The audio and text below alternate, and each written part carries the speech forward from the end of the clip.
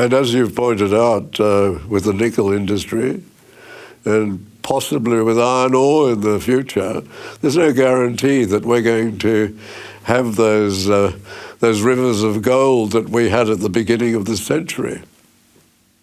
Yeah, unfortunately not. That's and that also brings into focus the federal government's massive expenditure on areas like the NDIS, aged care, etc., and everything else. It's all predicated on the fact that we're going to have this never-ending resources boom and windfall.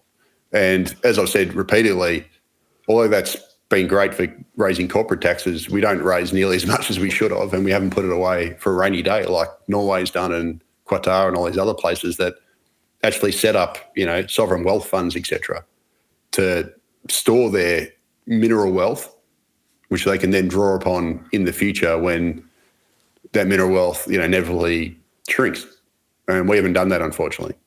This has coincided, has it not, with the emergence of the career politician, the person who goes to the university and while they're at the university and soon after work with politicians.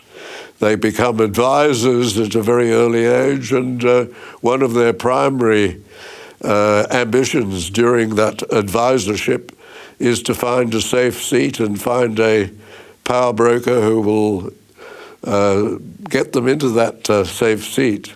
And then they become a politician and they have absolutely no experience of the real world. I think Tanya Plibersek is a classical example of this, as is the Prime Minister.